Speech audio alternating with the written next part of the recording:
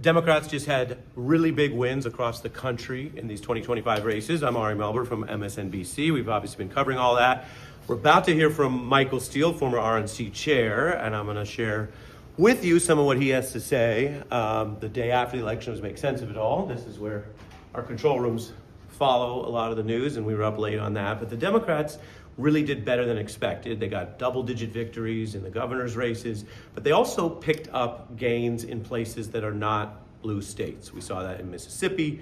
We've seen that in basically some of the areas in Virginia and New Jersey that are more purple. And so that's the trends that go forward, where if you hold those numbers, Democrats could very well win back the midterms and completely change the dynamic that we've seen in the first year of this Trump second term.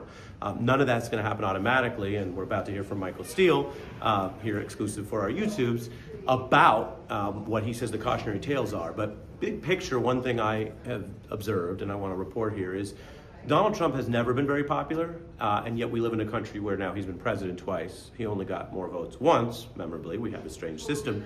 But now we're in a world where people say, oh, well, if he won again, this must mean that we've got to just sort of deal with the MAGA era forever, and that he is now going to be someone that everyone has to sort of capitulate to. We've seen that in media and business and other things.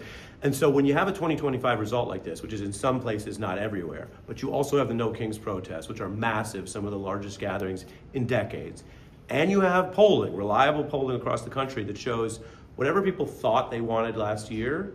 They were concerned about prices. They thought Joe Biden's administration wasn't working for them economically, and then he famously got out of the race. Whatever they voted on, they now say they don't want this. And there was maybe a memory hole of the 4 years about what Trump was.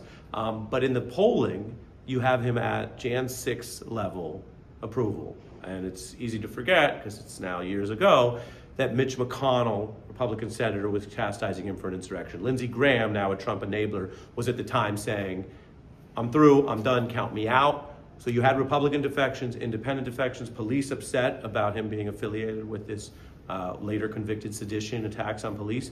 That's where he's polling right now.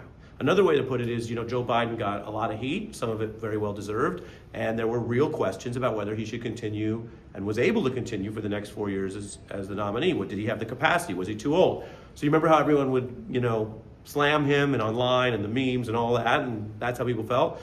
Well, Donald Trump is now polling below that, below where Biden was. And yet, for all the reasons we know, because he's a good communicator, according to some, because he's a celebrity, according to some, he has been a reality show star for a long time, you don't get the vibe all the time, at least depending on who you talk to or what corner of the internet you're on, that he's really unpopular or that he's worse than Biden.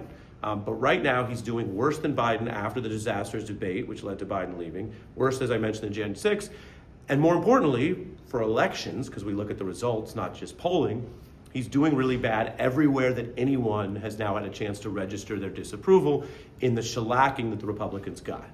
So that's the environment we're in, which is very different from a year ago, let alone a week ago, before people had seen whether or not the antipathy for the Trump second-term agenda, which is registered, was going to show up in the votes. So that's kind of what we're tracking. I always say we're going to follow the evidence. The big narratives, I've reported on this, about Donald Trump often overstate his support, partly because he did shock the establishment in 2016 while getting fewer votes than Hillary Clinton. And the 24 comeback shocked some people. Biden, of course, won by 4 points in 20. Biden then stepped out, and Harris lost by 1.5 points to Trump in 24. So that's the shift. The 24 win, smaller than 20. And we had a guest in my reporting, Jay Komanduri, who worked for Obama, who was reminding everyone that whenever Trump isn't on the ballot, they do poorly. Well, spoiler, Trump will never be on the ballot again. That's how our Constitution works, and many people around him, and eventually he acknowledged that despite the 28 trolling and the buzz.